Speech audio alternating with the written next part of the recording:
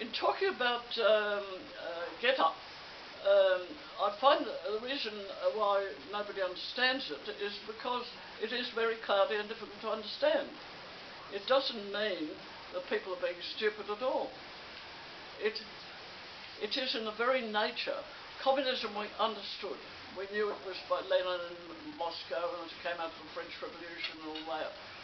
And we knew that people became communist countries. They merely sort of still ran their parliaments, but they appointed all the people in them to be their own compatriots and to think exactly the same way. So they got rid of democracy without getting rid of parliaments.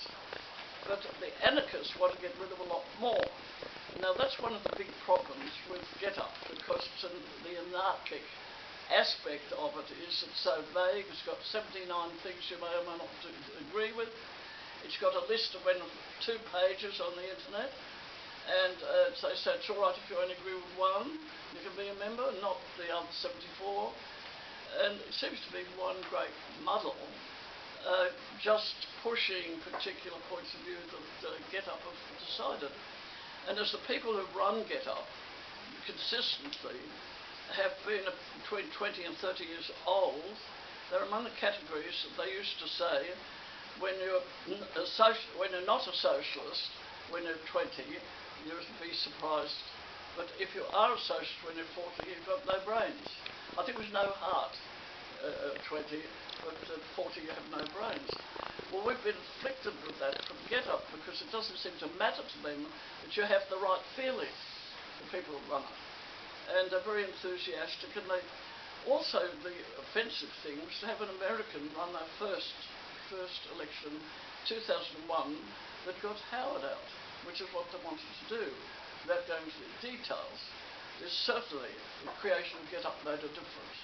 They claimed it did, and I think it did, and it certainly ended up with Howard being removed from office. But the very way in which Howard was removed from office in that election would really be an argument against Getup's intrusion into the market, and a sample of what's gone on ever since. They say they're not supporting a party of their own candidates, but they might as well be, because when they do it, they go out and canvass, as they did against Howard, as if it were. They used to go even round door knocking, all around Howard's electorate. It became a pattern for the future. They set up pamphlets. They produced in one election something like 1 million pamphlets. They began putting advertisements on the internet, acting like a major party with a major donation. And as donations in that party were kept to $10 or less than $50, so they wouldn't have to record them with the Australian Electoral Commission. Bigger donations they sent for the unions. For instance, 1.1 million went through in 2010 from the EMFU, who were in a lot of trouble in court at the moment, you'll notice, for unusual activities. It was so bad that in the 2010 election, or it might have been 2013 election, the press refused to allow, the media refused to allow them to have any more TV advertisements, because they felt that was being financed from overseas, I would imagine, but I haven't got them in print, because I don't think any parties have had enough money normally to get 700 advertisements on TV plus. It's very, very difficult for the government to act. The AEC, Australian Electoral Commission, had great trouble trying to bring them under its umbrella of control, because it couldn't be made to match the act as it stood. It was anarchic in that sense. And the word anarchy is appropriate to this organisation because, as in the Spanish Civil War, where it originated, and where the pact with the standard organisations, leftist organisations, or normally proliferated. has left this cloudy future as to what they intend to give us to replace the Parliament. I will read this from you to explain, from an article by Murray Rothbeard on the internet, The Death Wish of the Anarcho-Communists, which is what we'd have to deal with to understand them now. Do they have a death wish? But it seems to be the death wish for anything that applies to modern civilization. We know that